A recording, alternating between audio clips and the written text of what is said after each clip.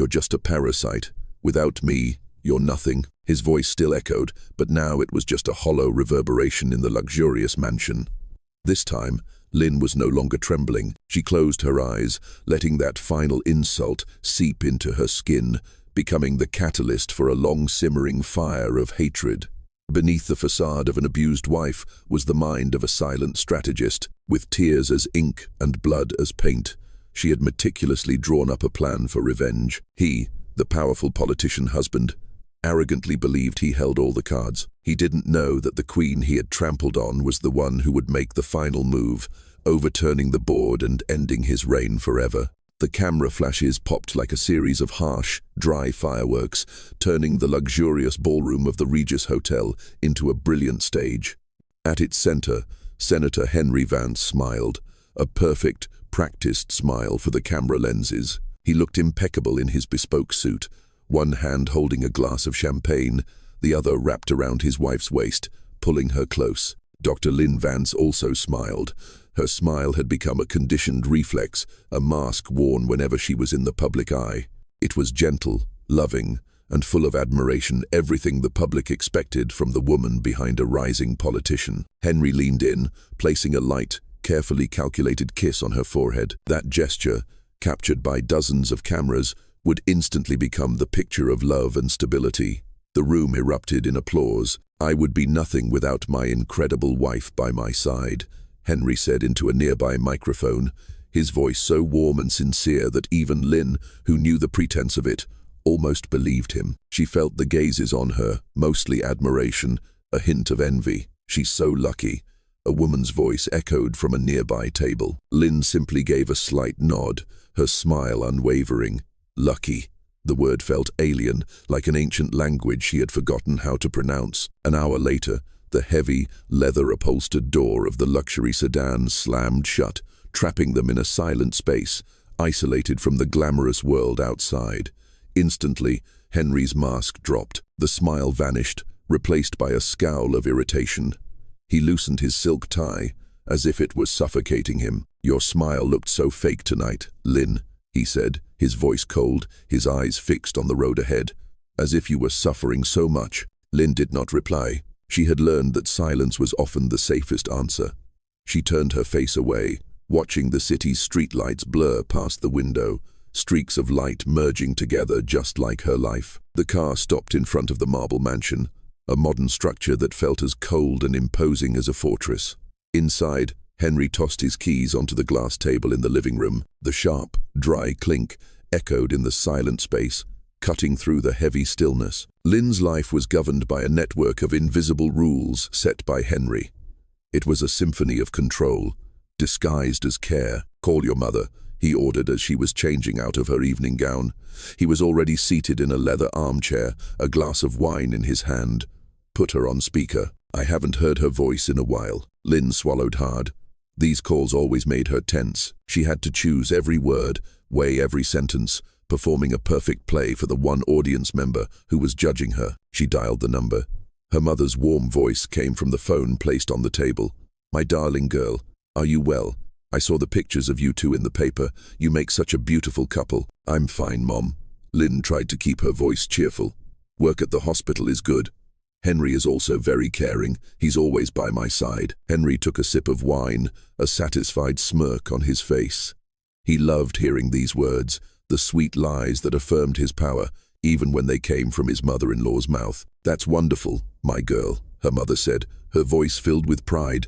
"Take care of yourself." After the call, when Henry had gone up to his study, Lynn finally allowed herself to breathe out. She stepped into the master bathroom, a luxurious space of marble and gilded fixtures. She stood before the large mirror, looking at her reflection.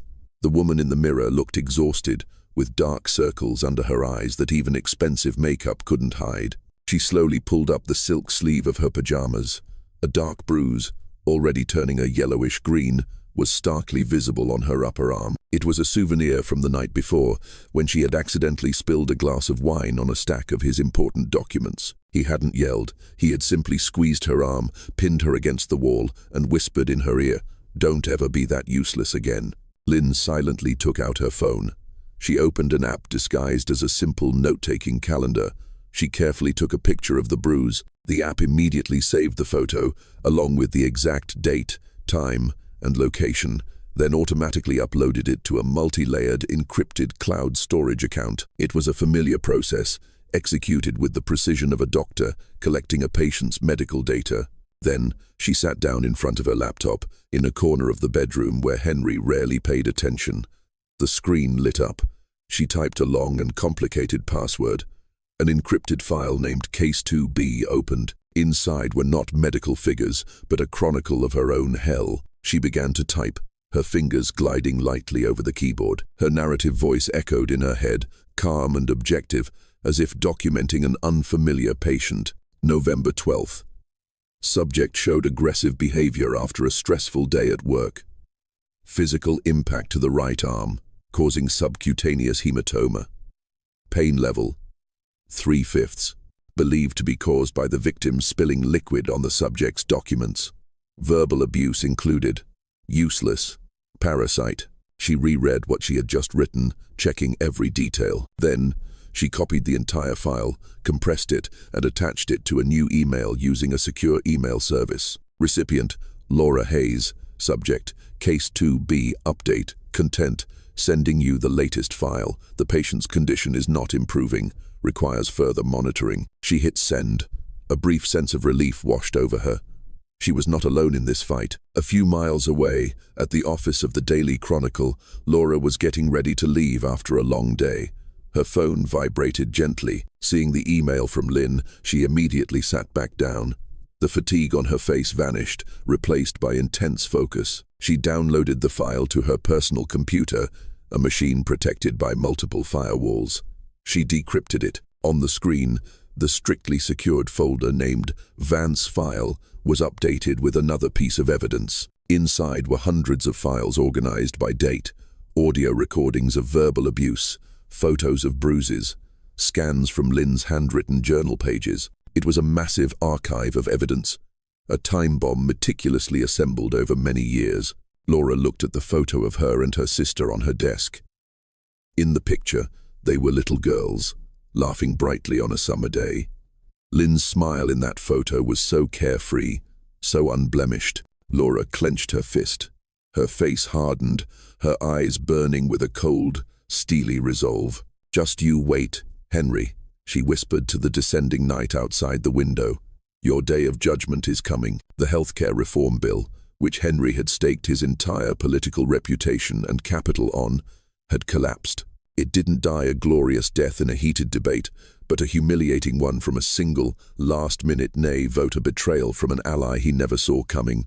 The entire power structure he had painstakingly built for years was shaken to its very roots. When Henry returned home at nearly 1 in the morning, he carried not just the smell of expensive single malt whiskey, but the pungent scent of failure and repressed fury. The heavy oak front door slammed shut behind him like a clap of thunder, a sound announcing the storm that was about to sweep through the quiet mansion. "The bastards, the backstabbing rats," he roared, his voice hoarse from alcohol and rage. His designer crocodile skin briefcase flew directly into the opposite wall, leaving a long scratch on the glossy paint. Lynn, who was curled up reading a book on the living room armchair, flinched. Her heart began to race in her chest. She put the book down, her hands unconsciously clenching. She knew these signs all too well. Silence was the only shield she had, but tonight that shield was as thin as glass. He saw her, and his bloodshot eyes locked onto her like a predator's. Her silence, her composure, was an ultimate provocation to him now. "What are you looking at?" He lunged at her, his whiskey-laden breath hot on her face. "You're enjoying this, aren't you? Seeing your husband fail miserably. You're so happy, right?" "No, Henry, I'm not."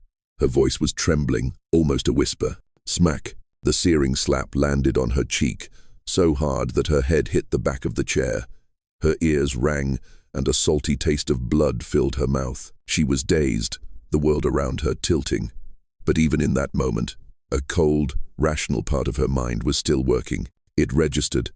The camera on the bookshelf, at a 45-degree angle, had a clear shot. Henry's rage, once unleashed, knew no bounds. He was like a broken dam, sweeping away everything in his path. "Everything I do is for this family, for you," he yelled, grabbing her shoulders and pulling her to her feet.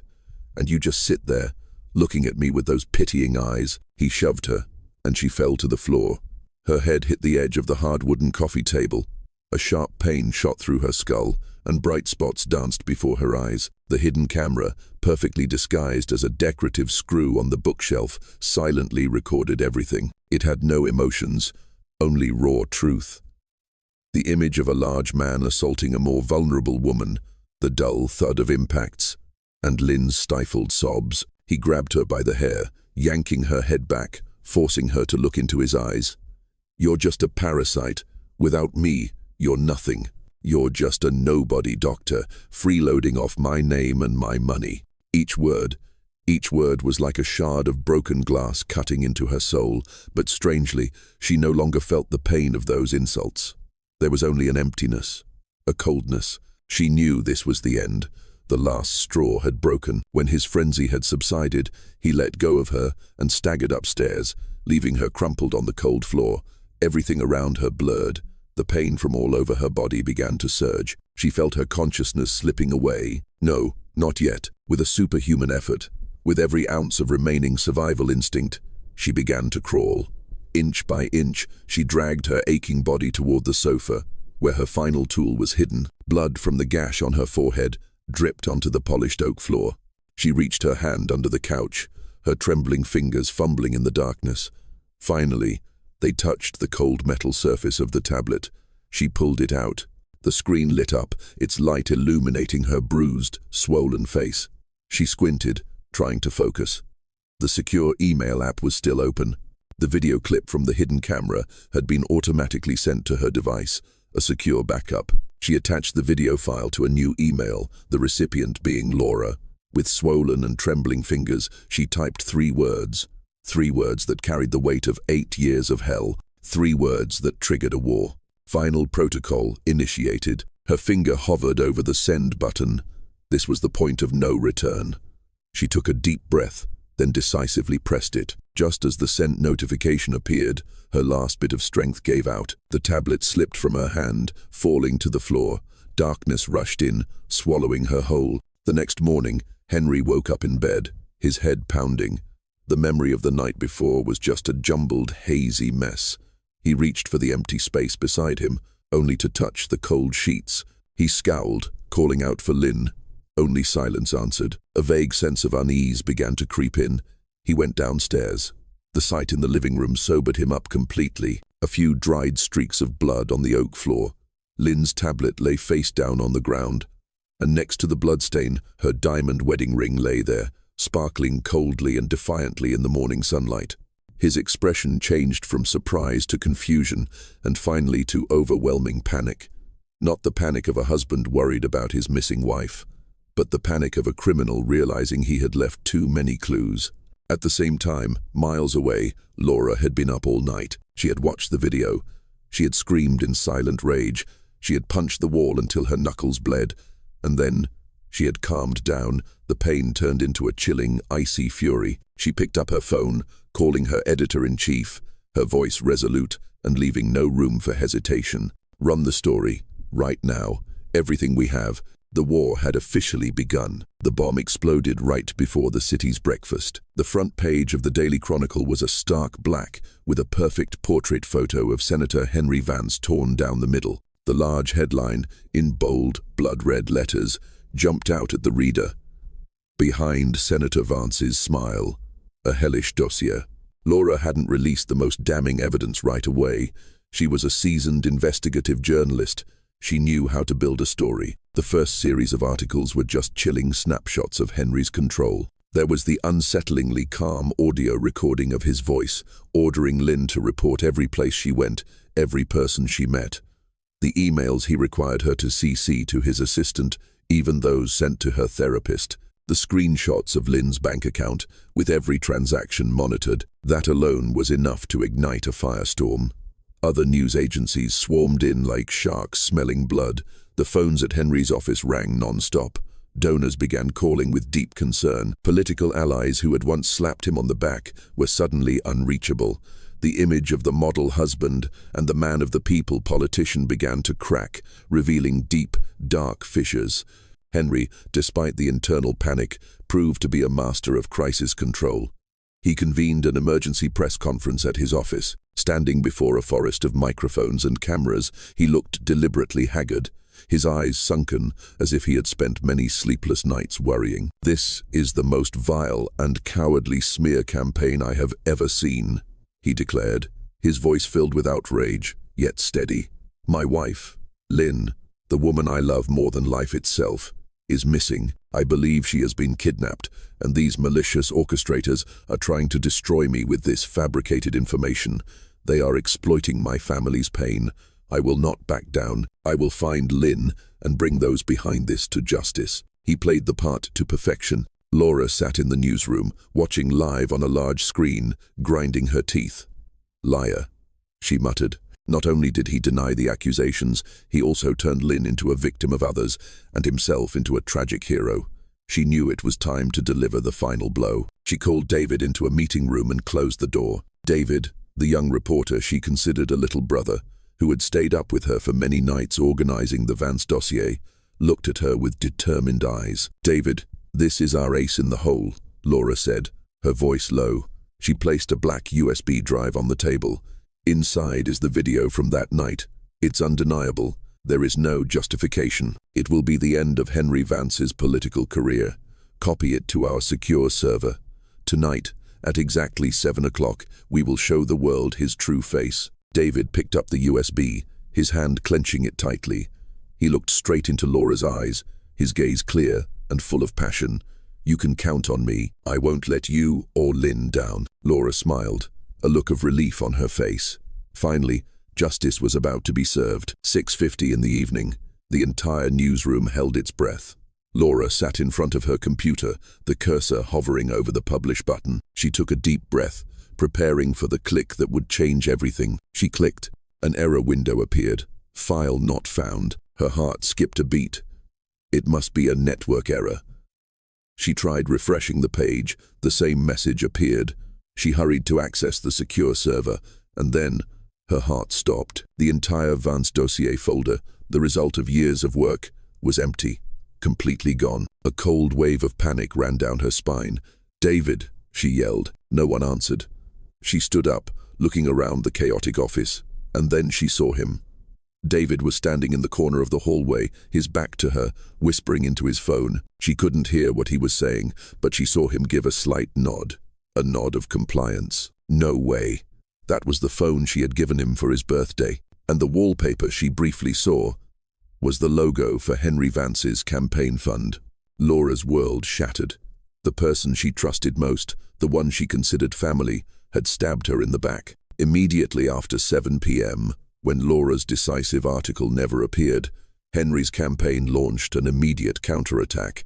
His lawyer sent out a press release stating that the Daily Chronicle had failed to produce any evidence, confirming that the entire story was a fabrication. Henry appeared on a major television channel, accusing Laura of being an unethical journalist, obsessed with taking him down. The tables had completely turned. With no evidence, Laura became a liar in the public eye. The newsroom was suspended. Colleagues who had once supported her now looked at her with suspicion and distance. Laura sat alone in her dark office, surrounded by worthless stacks of paper. She had lost. All of Lynn's hard work, all her sacrifices, all the bruises, had dissolved into thin air because of greed and betrayal. She buried her face in her hands, a feeling of defeat and despair overwhelming her. Hot tears began to stream down her cheeks. Knock, knock. The gentle knock on the door startled her. A young delivery boy hesitantly stepped inside. "Miss Hayes, someone sent this for you." He placed a small package on the table with no return address and quickly left. Laura looked at the package indifferently. It was probably from some hater, but something urged her to open it. Inside was a paper crane, carefully folded from the blue patterned paper that she and her sister loved as children. Her heart tightened. She carefully unfolded the crane, her hands trembling. Inside, a familiar handwriting appeared. It was written in a special, almost invisible ink. Laura knew what to do. She turned on the small UV flashlight she always carried in her purse. Under the purple light, the words became clear. "If Plan A fails, remember the North Star." Her tears stopped falling. In her desperate eyes, a faint but stubborn glimmer of hope began to flicker. The game was not over yet. The North Star. The name was like a forgotten code, awakening a deep memory in Laura. It wasn't a star in the sky, but an old, clumsy-looking wooden box, painted with the shape of the Big Dipper, where the two sisters kept their childhood treasures. It had been in her mother's attic for years, covered in a thick layer of dust. Laura rushed out of the newsroom, her heart pounding in her chest. She drove through the city, her mind completely focused on this fragile ray of hope. This was Plan B. Lynn always had a Plan B. Her sister, who seemed so gentle and fragile, possessed a strategic mind that even Henry could never match. The attic was stifling and smelled of old wood. Laura found the box in a hidden corner, under a tarp. She blew the dust off, the tiny particles dancing in the weak light from the small window. The lid creaked as she opened it. Beneath faded photographs, worn-out friendship bracelets, and naive handwritten letters was a tiny, black USB drive that looked completely unremarkable. She clutched it in her palm. It was small, but she felt like she was holding Henry's fate. Back in her apartment, Laura locked the door and drew the curtains. She plugged the USB into her laptop. There was only a single video file. She took a deep breath, then clicked. Lynn's face appeared on the screen. The video was shot close up, probably with a computer's webcam. Her face had a few faint bruises, but her eyes, though a bit tired, were strangely bright, steady, and fearless. "Laura," Lynn's voice began, calm and clear, with not a hint of trembling. "If you're watching this, it means our Plan A has failed. There might have been a traitor, or Henry, somehow, found a way to stop you. I've always prepared for that possibility." Lynn paused for a moment, as if to regain her composure. "This USB contains a complete and unedited copy of the Vance dossier. But it's more than that, Laura. It's a kill switch." Laura's eyes widened. "I wrote a piece of code," Lynn continued, her voice now carrying the precision of a scientist. "An algorithm that links our entire data archive to an independent cloud server system, which is military-grade, encrypted and dispersed across multiple countries. Every 12 hours, I have to log into the system with a two-step encryption sequence. If I don't log in, the system will automatically treat it as an emergency signal. A 60-minute countdown will be activated. After 60 minutes, if nothing changes, it will execute the final command. Distribute all the evidence to every major news agency in the world, the FBI, the Department of Justice, and Human Rights Watch groups. It will automatically post to every social media platform through pre-created bot accounts." Lynn looked straight into the camera, as if looking into her sister's eyes. "Henry can delete your copy. He can buy off a traitor, but he can't stop an automated system. He can't silence the truth that's waiting to explode." Laura was stunned, a mix of admiration and pain swelling in her heart. Her sister was gone, but her voice, her intelligence, was still fighting. She glanced at the clock. It had been more than 48 hours since Lynn disappeared. That meant the countdown had started a long time ago. At the same moment, on all national television channels, the live broadcast from the National Convention Center had begun. Henry Vance, in his most elegant suit, stepped onto the podium. He looked confident and powerful, like a king returning to his throne after crushing a rebellion. "Ladies and gentlemen, my colleagues, and all citizens," he began, his voice echoing throughout the hall. "The past few days have been the darkest of my life. I have faced the most malicious slanders, the most sordid conspiracies. But today, the truth has triumphed." Laura stared at the TV screen. Her heart was pounding so hard she could hear it in her ears. "I stand here today, completely innocent," Henry continued, raising both hands, "to declare that I will not let these liars get in my way. I will continue to serve this country." And then it happened. Right at the climax of his speech, when Henry was at his most self-satisfied, all the giant screens behind him simultaneously went black. In a split second of deadly silence, they lit up again, but not with his campaign logo. It was his own face, distorted with rage, roaring, "You're just a parasite." His scream in the video echoed throughout the hall. The entire world was stunned. Immediately, a storm of information exploded. The phones of all the journalists and politicians in the room simultaneously buzzed and beeped. Emails, messages, notifications from Twitter, Facebook. The Vance dossier was being uploaded from hundreds of different sources. Unstoppable. The audio recordings, the videos of abuse, the detailed journal pages, the photos of injuries.